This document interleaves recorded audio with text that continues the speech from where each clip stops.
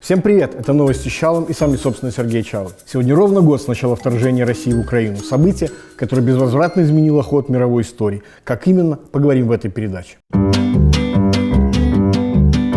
Например, в России. Если год назад в Кремле готовились взять Киев за 3 дня, то сегодня российские элиты, кажется, смирились с бесцельностью и бесперспективностью этой войны. И символом этого стало мероприятие, приуроченное к годовщине начала вторжения, обращение Путина и концерт в Лужниках. Сама идея отмечать годовщину начала войны, то есть, возможно, празднование второй и третьей годовщины, отражает последнюю тактику Путина. Для него осталась надежда лишь на затяжную войну, в которой Россия возьмет Украину и ее союзников измором. Львиная доля выступления Путина была повторением его предыдущих речей. Что же в них было нового? Во-первых, пропало упоминание Украины как failed state и как марионеточного государства. Очевидно, что на фоне военных неудач эту идею не удается продать даже сторонникам Путина. Во-вторых, идея создания специального госфонда помощи семьям погибшим в СВО говорит о том, что размеры потерь России на войне становятся заметны уже для самого населения. Ну а о серьезности проблем свидетельствует и то, что в некоторых регионах России решили ограничить выдачу родственникам тел погибших, чтобы не сеять панику. Ну а о несерьезности отношения местных властей к помощи семьям погибшим и ветеранам можно судить по предложению губернатора Новгородской области. Да, будем их поощрять и выделять. То есть никому нельзя торговать сосисками на Софийской площади в Новгороде, а им будет можно. Ну и, наконец, третье. Несколько раз повторенная Путиным с показным возмущением фраза о том, что конечной целью Запада в войне является стратегическое поражение России, свидетельствует о том, что глубинные страхи Путина становятся реальностью. То, чем он оправдывал вторжение на печально знаменитом заседании Совбеза годичной давности, в итоге и случилось в результате этого вторжения. В ней прописаны и контуры предполагаемой войны. А закончиться она должна, как мнится сегодняшним киевским стратегам, далее процитирую, при содействии международного сообщества на выгодных для Украины условиях. А также, как выражаются сегодня в Киеве, тоже привожу здесь цитату. Повнимательнее слушайтесь, пожалуйста. При военной поддержке мировым сообществом в геополитическом противостоянии с Российской Федерацией. И это практически дословное выражение консенсуса союзников Украины, о котором Байден говорил в своей исторической речи в своем не менее историческом визите в Киев и Варшаву. Как теперь понятно, создание коалиции государств, готовых снабжать Украину оружием в необходимых количествах для быстрейшей победы, является заслугой главным образом самого Байдена. Америка, над бегством которой из Афганистана еще недавно смеялись, возвращает себе позицию лидера свободного мира. Визит Байдена был безупречен по стилю. Впечатление от прогулки его в своих фирменных авиаторских темных очках по солнечному Киеву под звуки сирен невозможно было перебить никакими воинственными словами Путина из бункера. И также безупречен по таймингу, сделавшим эти слова Путина практически иррелевантными. Путин не единственный, кому Байден своим неожиданным визитом в Киев спутал все карты. Лукашенковская пропаганда целую неделю восхваляла его экспромт на пресс-конференцию с участием иностранных журналистов, когда тот через этих самых журналистов пригласил Байдена в Минск. Хотя сама идея ничем не отличается от поведения в соцсетях ноунеймов, тегающих в своих постах мировых знаменитостей. Поведение, миметизированное фразой «Как тебе такое, Илон Маск?». А то, что это экспромт, видно потому, как эта идея приходит ему, Лукашенко, в голову. Начинается все с ответа на вопрос, какие темы он будет обсуждать с Путиным. Закрытых тем нет. Мы должны сейчас реагировать на любой визг, писк и любое слово. А зачем Байден едет в Польшу? Разве это не вопрос? Вопрос. Что ему здесь делать? Вы ему передайте там по своим каналам. Мы его в Минске готовы принять и серьезно поговорить. И уже затем, как у заправского фантазера, идея начинает обрастать подробностями. И самолет предоставим, и безопасность прогарантируем, и удовлетворим, правда, не уточнил, каким образом. А надо будет еще и Путина подключим. И даже Путин подлетит в Минск, и встретимся здесь втроем. 2 агрессора и миролюбивый президент. И причем далеко не факт, что миролюбивый президент в этой фразе именно Байден, потому что на протяжении всего интервью Лукашенко занимался самооправданием. Причем, как уже знакомым нам, с 4 позиций, готовилось нападение с территории Украины и тому подобное, так и неожиданным. Вы говорите вторжение, а я считаю, что не вторжение.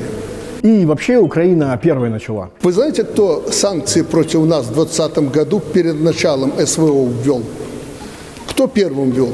Не Соединенные Штаты Америки, не англосаксы вредные, не Западная Европа, а, к сожалению, наша родная Украина.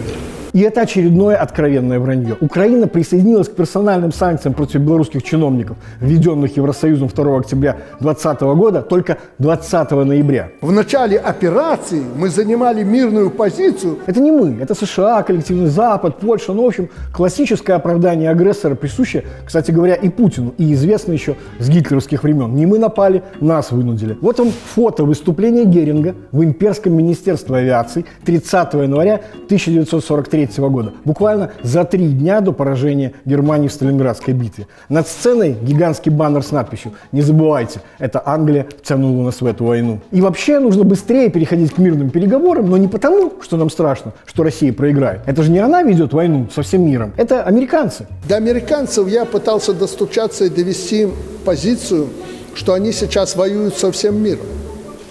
Они воюют не только с Китаем, не только с Россией, но и с Европой. Ну, а сутью этих переговоров почему-то должна быть сдача Украины, потому что... И неважно, будет тут граница, там граница.